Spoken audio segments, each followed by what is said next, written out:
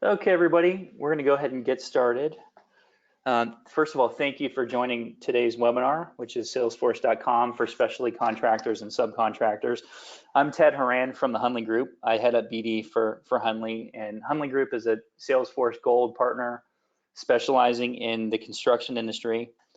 First, wanted to thank Leslie Unruh from Salesforce for the commitment to the industry and also to help organizing today's webinar. So really appreciate that, Leslie. Thank you. I'm going to kick it over to Penny Hammond, a partner for the Hundley Group, who's going to lead us through today's webinar, but wanted to mention, if you do have questions, please put them in the chat window or the questions section of the pane on the right there, and we'll go ahead and get those answered at the end of the webinar. So hope you enjoy today's webinar. At the end, we will also make a recording of today's webinar available to you. We'll send that out probably within 2 days of completing today's webinar. So with that, Penny, I'll hand it over to you. Thanks, Ted. All right, hello everybody. I am Penny Hammond. I am partner practice lead for AEC of the Hammond Group. We focus on the construction industry.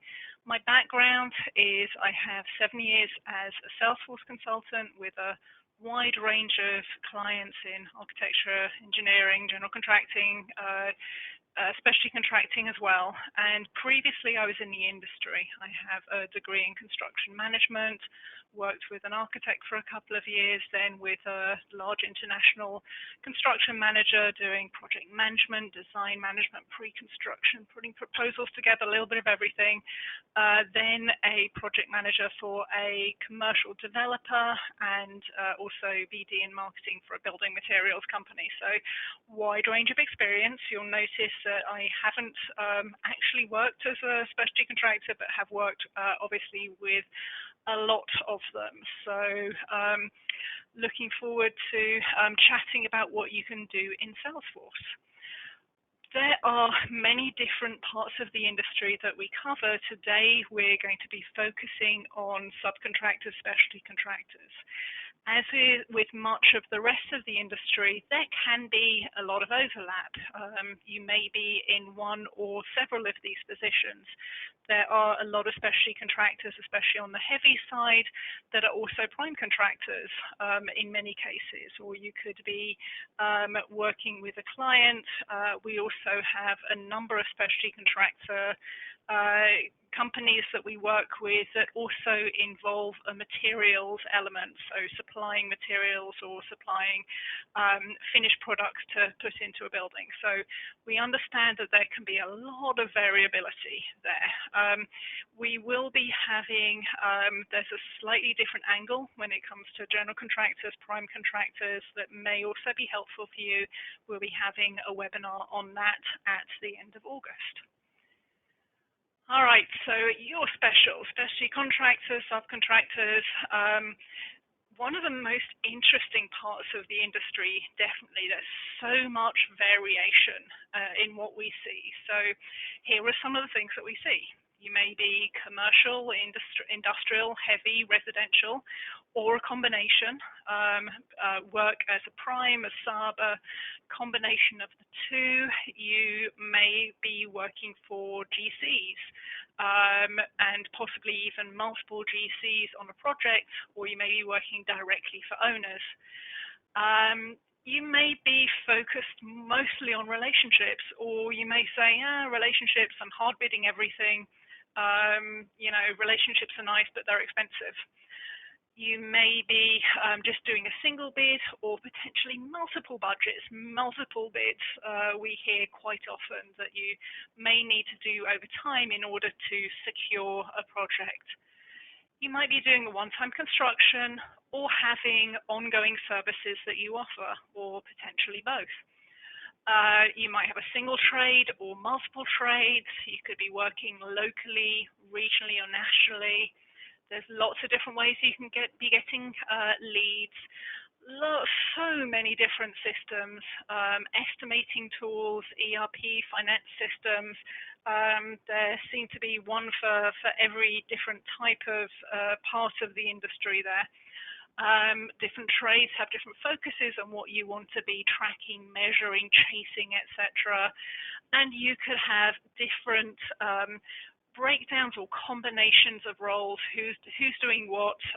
So for example, an estimator and a project manager might be completely different people, or they might be the same person. We hear both of those and many more combinations with the companies that we work with. What we generally find is that it's pretty unlikely that one size is going to fit all. So the way that we work with you is to look at how Salesforce can meet your needs and your processes. And this is one of the huge advantages about Salesforce, is that it is so customizable. Here are some of the areas that we're going to be discussing: getting your leads, go-no-go process, bid processes, pipeline management, key relationship management, project management, work order dispatch, project database. We're going to go through many more. What we'll do is talk through some of the basics and then point you towards where there can be some more complex and interesting ways of having the system work for you. And these are some of the people who may be involved in having Salesforce for you. The business development manager, who is looking for sources, tracking bids, managing customer relationships. The estimator, who is gathering all of the bid documentation, completing the takeoffs, building the estimates, and then putting the package together. And you know, I said a few minutes ago, there's so many variations. We often see that these are the same person, or alternatively, there could be multiple different estimators, possibly separate takeoff engineers and estimators and reviewers. Again, lots of variety there, and you want to be able to track things in a way that is going to be relevant for you. Then we have the project manager out on site, and the general manager, the person owning the business or division, who wants to know what's happening in terms of overall business results and have transparency into pipeline, relationship health, and profitability. All right. So the first thing that may happen is you may be hearing about leads. It may be that you're getting all of that from relationships, and that's great, and we hear that a lot of the time. But there are also many companies who use lead databases. So there are a number of different lead databases. We've got some of the most frequently used on the screen. And there are additionally a lot of lead databases that may be more local or focused on a particular sub-industry, etc. So with these databases, it is possible to take that data and put it into Salesforce so that it's ready for you to look at and review and decide whether you want to pursue a particular lead or not.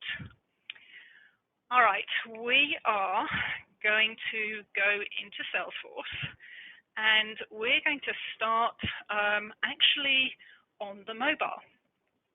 So I am going out, doing the business development, and I'm going to, sorry about this, let me not try and bring it over in full screen there, that's better. Okay, so I'm looking at recent activity here in Salesforce from my mobile device. So this is my actual phone that you're seeing this from. And what I'm going to do is I've recently been looking at Blue Bay Resort and having some conversations there. Now I can click through and go and see Blue Bay Resort itself. So Salesforce was built mobile first. Everything is built to be able to do things in mobile. Sometimes, you know, the screen's a little small, it's better to see things on the browser. But the way that it's set up, anything that you're creating for the browser will also be created for the mobile. So let's have a look at this. This is obviously going to be updated as Salesforce is in the cloud. This will be updated as soon as you update it on the web version and vice versa. So I was just on a browser a few minutes ago, and now I'm ready to go and look in here. So I can scroll and I can look at all of the information on this project, but hey, I probably know most of that already because I've been working on this for a while. So I'm going to go over and look at the related data.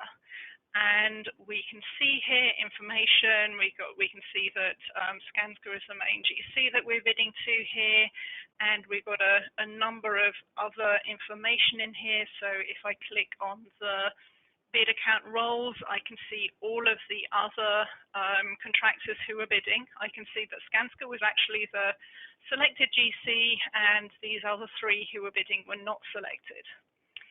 All right, heading back over here. There's a lot of other information. As I'm going to meet with Barbara at Skanska, I could look to see, for example, what conversations we've had in the past. And over here, we have the conversations. You can dig in to see more detail. And you can look at all the other information. I'm going to take the easy button. I'm going to go over here and look at Skanska. Have a little look at the information that's here. From here, if I wanted to call them or view the website, I would be able to do that from here directly. Even go to the address, so find the map and go to the address. So over here, I'm going to have a look at the related information. There are 3 related contacts. So actually more than 3 of them. So we've got Barbara over here that I'm going to go and look at in a minute. And we can also see, for example, what are the other projects that we have been working with them on. So as you're heading into a meeting with someone, you don't need to do all of the homework a long time in advance. You can, while you're on your way there, you can be looking at all of this information to see all of the different projects that you've done with them, and even to dig into those and see a little more information, who you talked with, who were the owner, the architect, or whatever else that you want to have some conversation around. All right, let me go back to Barbara here. I'm going to be meeting with Barbara in a few minutes. Again, if I wanted to text her, I could do it from here, or call her, etc., etc.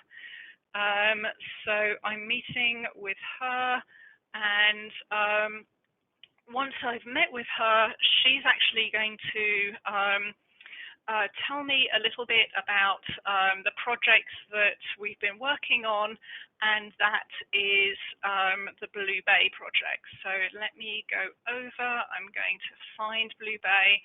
Everything in Salesforce is going to show you what you personally saw most recently, rather than having to search through everything. So I was in Blue Bay just a few minutes ago, so I can click here on Blue Bay Resorts and see the information here. So I can say that I've had a call with her.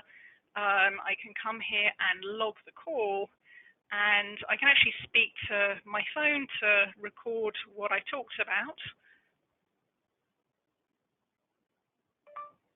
Meeting went well. Call on Tuesday.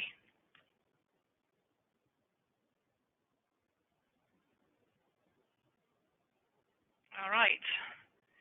So that's in there now, and it's as easy as that to track the information about who it is that you are talking with.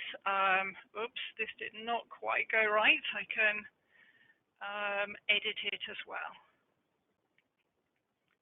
Okay. And we can see that this is related to Barbara and also Blue Bay Resort, and it will be added to there. She's actually also going to tell me, she's also told me about a project. So I'm going to go back to opportunities and add a new one. As you can see, you can have different, if you have vastly different services that you're offering, you can break those down. We are going to create a very simple one here. We don't have that much information about it, but let's say that it's Green Bay Shopping Mall.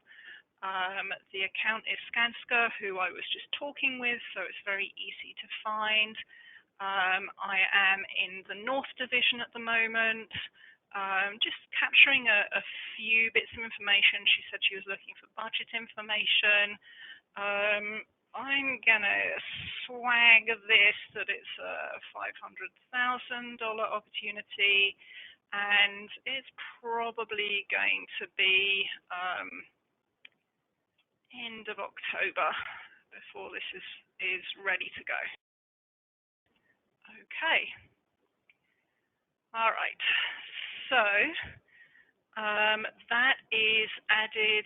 I tell my phone not to answer anything, but it still jumps out to me. That's now added in, so you can see the opportunity, and we'll be able to see that when we go back to the office. I can also look at pretty much anything else in Salesforce. So, for example, if I want to go and see one of the dashboards, I can do it from here and see all of the underlying information. So this is very useful for executives out on a run. Okay. All right, let us head back over and we will go to the browser version. All right, so here I am in the browser version on my computer, and obviously there's a lot more data that you can fit on the page here. We've got the home page, which is highly customizable. You can add reports and other information that as it's relevant to you. And the first thing that we're going to do is think about how you're building Salesforce. So you want to make sure that it is built for ease of use and for adoption. In many cases, what we're going to suggest is a crawl, walk, run approach. And what we're going to be showing you here is kind of on the simple side in terms of what's actually built in Salesforce. And then afterwards, we'll be showing you some variations, again, because there's so much variety in the world of specialty contracting. There's often a good reason to have customizations for you as a company. All right, let us go over to opportunities. So these are the upcoming projects.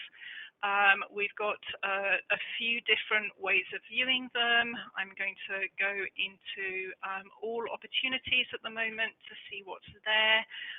You could limit this and you could say, I only want to see pending projects or bidding projects or whatever it is. And it's very handy actually to be able to see the recently viewed projects because that way, what you were just in is right at the top there and you can make changes directly from there. All right, so another advantage of having these list views is you can actually go in many cases and edit the data directly from here. So instead of having to go in and open each of the records separately, you can do it all from one place. So we'll be showing you a couple of other ways to do that as well, but this is one of the first ways that you can go in and see the information. All right, again, I just clicked on the right arrow here. You can see recent records that you personally have viewed. You can see different list views that you've used. I'm going to go into Blue Bay because that's where we were just having the conversation. And you can see here we had the call. I'm going to expand this out to see a bit more information. And the call was at this cafe, and we just had that one. And here's the logged notes that we talked about. The meeting went well, and to call on Tuesday. So I did that on my mobile, and it's directly there in the website. If I want to change this. I'm going to go in and edit. You can always go back and edit anything that you have in Salesforce. So this is schedule follow-up as an example. All right, so with all of these activities, this is key. This is a really important central part of making sure that you have adoption in your system so that everyone knows what's going on across the organization related to different pursuits that you're doing, different bids and budgets, etc., that you're working on, because there's often several people working on them. If you had siloed information, then that can lead to issues. So here you can have events or tasks or notes and even emails. There's a very strong Outlook or Gmail integration that you can actually see Salesforce from within there and add data and edit data from that section within your Outlook or Gmail. So those ones that you select will show up here as well. Okay, so over here on the detail side, you can have whatever fields you want. These are some of the things that we see quite frequently. For example, some bid data here.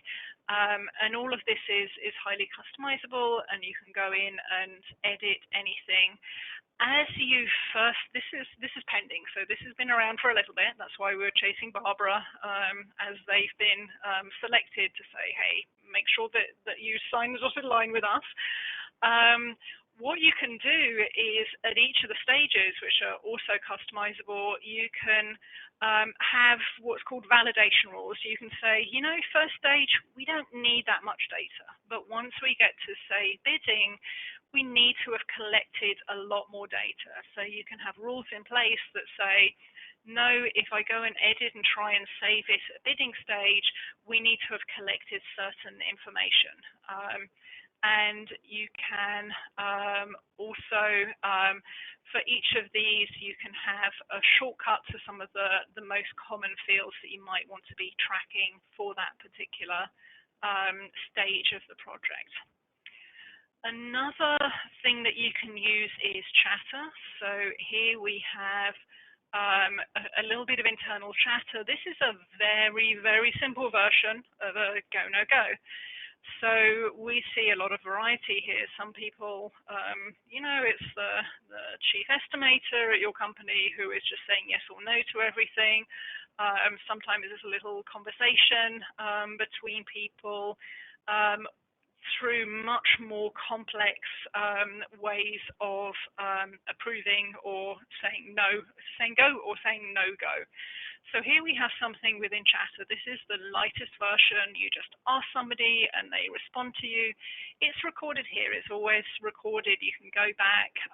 Anything related to this record in Chatter is going to show here.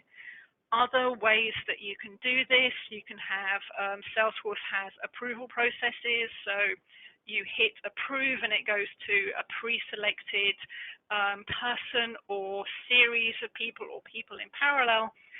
Another thing that we've seen is having scoring.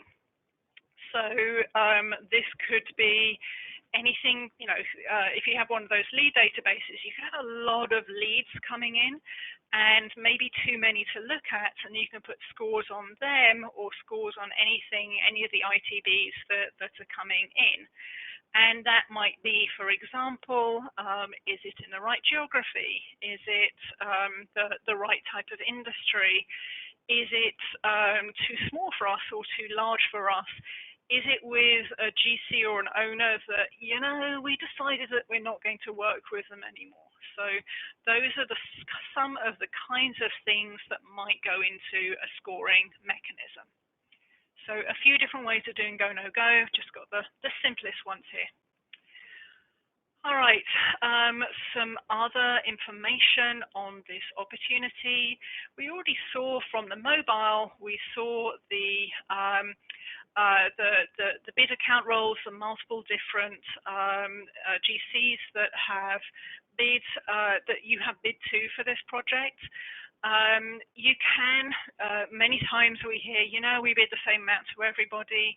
If you do bid different amounts, then you can have those tracked separately for each of them and select which is the GC that you want to be tracking against, and this GC is the one that you'll take the amount from.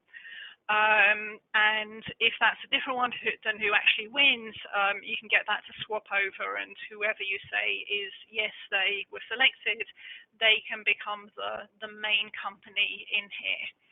So this gives you the ability to go over, this links up all of the different, whether it's a GC or an owner or anybody else, you can see all of the different opportunities, projects that you've bid with them, and that gives you the ability to have a look through and say, if we have a view all for this, say, we just don't win anything with them, or we don't win enough. This one's okay. This one's I'm happy. We got one awarded. It's a pretty big one, so I'm not going to complain about that one. All right. Okay, so we were looking at the bid account roles. Then other data. So staffing for projects, you can see who are the staff who are involved. If you have lots of different staff members, and sometimes a lot more and sometimes a lot fewer, this is a good way of gathering that information. That can also roll up to reporting if you need to. Other things here, thinking about wider relationships. Sometimes you're only talking with GCs, but sometimes you're going larger than that, and you're talking with owners or consultants to know what's happening with them. Again, this way of capturing the information will let you go in the other direction. So say here we want to go and see SOM, this office. We can see all of the projects that we've done with them as well. So that gives you a good deal of information there. Same with the contacts.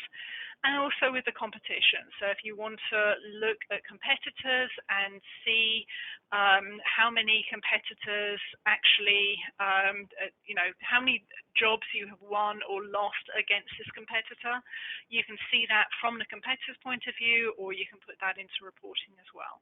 And you can also always upload files. So this is pretty built up. We've been collecting information over time. With all of these, you can easily add someone. So say we hear at the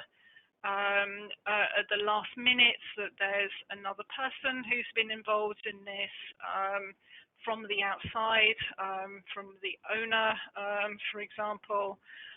We can add those in. And I know I picked someone who's not an owner, but let's pretend I did.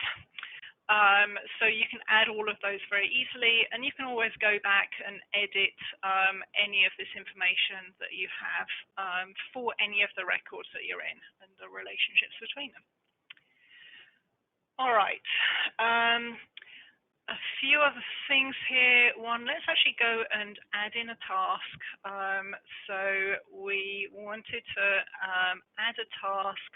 I'm going to assign this to somebody else. I'm going to say that this is for Barbara. This is reach out about contact in common. Let's say that it's next Tuesday. And going to change who this is assigned to, and I'm going to assign it to a different person. And what this will do is it will send a notification to them. I've got a notification up here. It'll come within your browser. It'll come on your phone as well. So this person knows that they've been notified, and you can also report on all of the open activities and what has and hasn't been done. All right, so once you've won, there is a lot more that can be done on projects. One of the things that we very, very often see is the desire to have information from your finance system or ERP showing in Salesforce. And what this allows you to do is have a very easy way to go in and see this data, but it also allows you to do things like looking at particular GCs or owners or consultants or anyone else that projects may be related to and say, okay, for this company, what's my profitability? What do I always lose out with them? Do I always end up with much lower margins than expected, et cetera, et cetera. So pulling in this information allows you to have really strong visibility. I'm thinking of an example of a subcontractor with multiple trades who has that information and the breakdown of materials and labor for each of the trades that they can show. So there's a lot that you can do there in terms of having the information, having the visibility, and using that as part of your decision-making process. We can also, we saw before the account and contact roles and the staffing. There's also the ability to have various project management activities done within Salesforce. So we've got some examples here: RFIs, change orders, submittals, incidents, daily reports, etc. And if anyone's interested, we can dig into all of that separately. We sometimes see the need for tracking buildings and facilities, and what can happen in these cases is it could be that you have multiple projects that are related to a particular building or facility. Say there's a campus or a building that you go into a lot and you do a lot of work in. You know all of the people, you know all of their rules and regulations. That can give you an advantage maybe when you're bidding on another project. So here we have a way of tying that together. We can see here a few different bids that we've worked for this particular project, and you can see information about the building. Again, this can be highly customized, so say this were something more industrial or heavy, you could have completely different information. This number of square feet is not relevant there. And also who are the players, who are the companies and people that you deal with, and information on the building itself or facility, might be rules and regulations, logistical considerations, things like that. All right, let us head over to dashboards and reporting. Over here, we're going to look at a pipeline dashboard. And you can very easily build reports and dashboards in Salesforce. All of this is drag and drop. This whole thing took maybe an hour to put together after what would have to go in it was defined, and that's with a little bit of back and forth and what should we do here and what should it look like. So we've got a few common examples of the types of things that you might want to look at in terms of pipeline, what's open for you, what you're bidding, and what you're hoping to win. So we've got, for example, open bids by when they're going to close, how much we've won year to date, slap bang in front of the middle of you, the win-loss this month and last month, the total dollars by account. You know, I think I'm missing a few things. I already drilled down in here. Let me go out. So we've got these filters here. We can actually go in and drill in. In this example, we're showing to different divisions and different types of building, types of construction. And right now, if I've expanded out, you're seeing a lot more here. We're seeing all of the customers and everything that we've got have had with them, so we can have an easy view of, we know what the color combination is. We want lots of dark greens, so we like the ones with the dark greens. And we also want a lot of the blues and purples, which means there's future stuff as well. Other things here, we've got open opportunities by stage, and just a quick reference here for all of the open bids that we have. So these are just some examples. You can build whatever you want, and you don't need to, you can have this as a company level dashboard. So here you can then go in and I'm going to select East to see only the opportunities on the East. Nothing won this month, oh dear. Coming towards the end of the month, we're hoping there's going to be a few decisions there.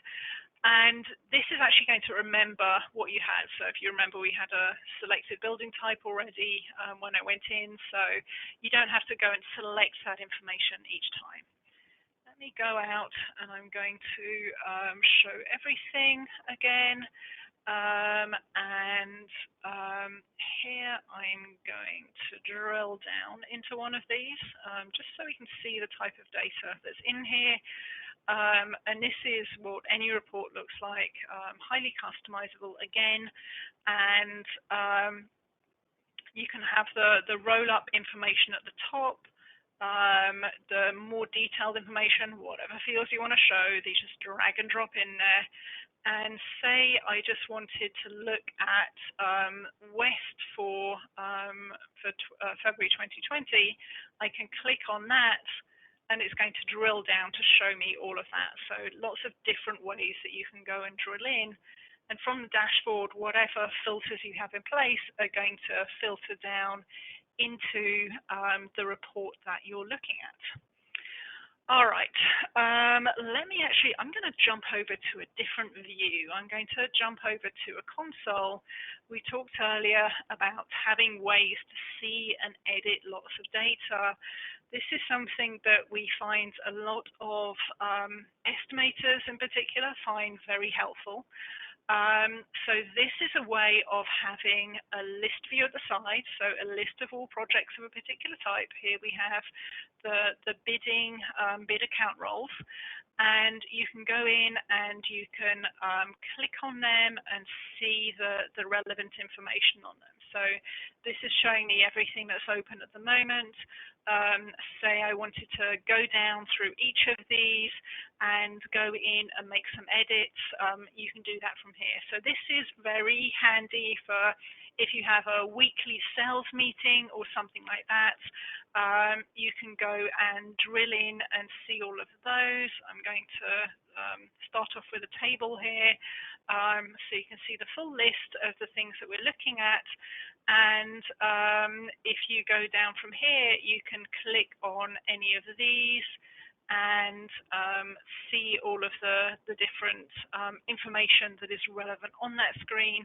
And from there, you can go in and log a call, edit the details, anything like that. So that makes it easy to make sure you have all of the information updated. It's going to go on the reports okay, and everybody's going to be on the same page. All right, so now we've looked around lots of different parts of Salesforce, a fairly basic setup. We're going to look at some of the more advanced stuff here. I'm going to start off with budgets and bids. A lot of the time, the specialty contractors that we talk with only want to have the one bid that they're putting on. Maybe they change that over time if they rebudget or rebid. But some will want to have more complexity in there. So what we're showing is something that's related to the opportunity and allows you to have multiple budgets and bids. So here we got an example that you did a budget at 60% design, you know how much that is. You did a budget 100% design, you know how much that is.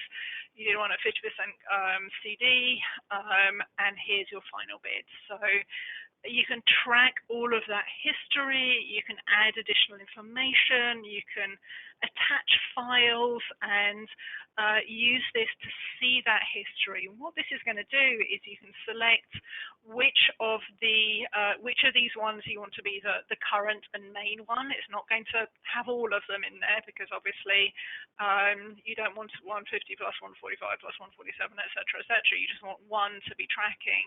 And with this, you can select which one. It's usually going to be the most recent one is the one that is going to be included. And you can have different statuses on this. There's all kinds of customization that you can do, but this is helpful to know what it is, your history of what you've been doing. This can also be associated with a particular GC or owner or developer, whoever you're bidding to, so you can see how often you bid to them. Think about the reporting that you can have from this. You know, I did 4 rounds of budget for 17 projects, and I only won one of the projects, that kind of thing. So it gives you a lot of information that can be helpful in your decision making and your relationships. Just going to very quickly show this. If you're offering services and you are going out onto site, this is often seen in, for example, mechanical or electrical, sometimes roofing or some other trades that you need to go out and very quickly make a repair or something like that. This is field service lightning, and what you can do is you can track, assign to people, have them have the mobile capability to see all of their upcoming calls that they need to be doing, all of the data behind it. You might, for example, have the mechanical or electrical unit that you're working with, or data behind that that's sent out to them with their information of the next thing that they have to go to. So a lot of really interesting things that you can do here. Really don't have time to go through this, but we can give in-depth demos. Sometimes we see this, the desire to look at all of the projects you have at the moment, see do you have too many things on at one time? But often we also see this. So say you have your estimators or your team in general, and you're wanting to see how much time they are spending on things and how much time you think that they're going to spend on things, and are they going to be overloaded. So this might be just for looking at what people are currently doing, allocating something to somebody who's open, or it can also be looked at in the future, more long run, of what are all the things that you're expecting to be doing in the future. And you can see this from the person or from the project as well. Few interesting bits and pieces that we see, sometimes more frequently, some less. So these are some of the examples of, specialty contractors are special. Capturing and marking up images, and this is actually wider than the examples I've given here. You can capture it on your mobile, you can mark it up, you can categorize and tag it, add notes, and have that going over into Salesforce. Very, very handy for capturing lots of photos and as-is and things like that. Inspections is another place that it's used. So we're finding more and more of the specialty contractors, subcontractors we work with are using this tool to capture that information. Tracking insurance data, so this would be for restoration, roofing, other places there might be storm or other damage, submitting, approving, all of that kind of information. And automated emails. This is something quite often on the residential contractors for homeowners, sending them an email saying these are the things you need to do, a checklist for your new project, here's who you'll be working with, etc. With Salesforce, you can do a lot of different integrations. If something can be integrated to, Salesforce can integrate to it. So showing here some of the most common systems that we hear on the ERP side, and a couple of others there at the bottom. There could be, there are also a lot of different estimating tools, some of which can be integrated to. So some of the ways that we see this done, when you win a job, you push it over to the ERP or finance or project management system, and then pull the data the other way. So you were looking earlier at the job and the information that people are looking for in terms of the financial information, profitability, amount spent on different types of work, etc. There's a few ways of doing this. You don't need a full integration immediately. You can have it, but you don't necessarily need it. Sometimes what we see people do is to start off with more of a kind of a manual import-export. And with Salesforce, you can import or export data yourself without having to, go to a company to have to do it. So you can do that, or various different levels of integration. And I'm not going to go through every single detail on this page. But there's lots of other things that can be done in Salesforce. These are lists of some of the things that we've done or heard with other companies. Think about this. If you have something, a system that your company is looking to build from scratch, or if it's a system that you could buy something off the shelf, but it's yet another thing for people to use, you could potentially build that directly on Salesforce. Also, there are so many apps in Salesforce. We've shown you a few of them in terms of the resource management and photo taking tool, etc. There are many thousands of them that you can use in Salesforce to do some of these things. Another interesting thing is sometimes some of your systems, we might be able to do an integration to them, but they're really hard for users to put data into them. So sometimes this could be something to do to have that data integrated through with Salesforce and use Salesforce as the tool, the user interface that people can use to enter data as well as viewing data. So that's another thing to think about. All right, so some advantages of Salesforce. It's built mobile first. It's customizable to your business and your processes, and a lot of the customization is point and click. Built for integration and importing and exporting data for data quality, making sure that you can have good data in there. Thousands of apps, a huge community of users. There's a very big support system in working out how to do things. And there are updates 3 times a year without disruption, so it doesn't get out of date. I want to finish off here with some words on adoption. So this is very often when we come to implementations, a discussion that we have very early. You have decided to move forward with this system. We want to make sure that it's going to work, so that everybody's going to adopt it. So wanted to end up with a few thoughts on that side, which can also help with your decisions about what you're going to be using the tool for and which tools to purchase.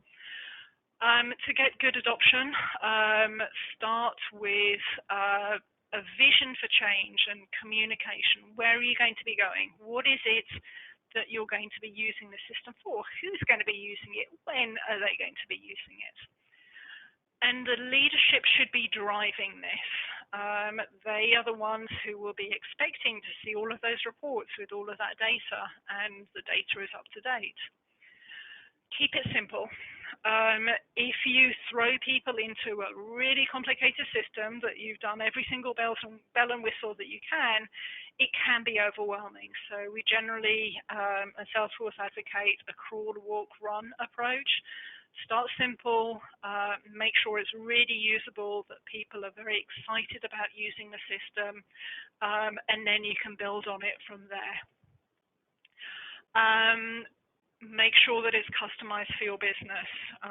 You can get something that's pretty much out of the box, but if you're kind of twisting and turning your business too much to fit a tool that's already out there, you can end up with people not using it because, hey, that's not us, that's not how we do things here. You want to make sure that the data is clean and current, so any tools that you can use for doing that, and Salesforce has a lot of built-in tools for things like making mass updates and spotting duplicates and things like that. It's going to work really well if you can have good data in there. Everyone is out and about these days. You want to have mobile accessibility to make sure that you drive productivity and that you can do the things that need to be done from mobile devices. Integration with option as well. You can always reach out if you have any additional questions or want to go into more detail. Really appreciate everybody joining today. Hopefully that was helpful and gave you some ideas on how to leverage Salesforce. Wanted to remind everyone that we'll share the recording of this, and also for anyone who's interested, we're going to be hosting with Salesforce a webinar for general contractors on August 27th. So in the email we send with the recording, we'll have a link to that webinar as well. And with that, we will conclude today's webinar. Thank you very much.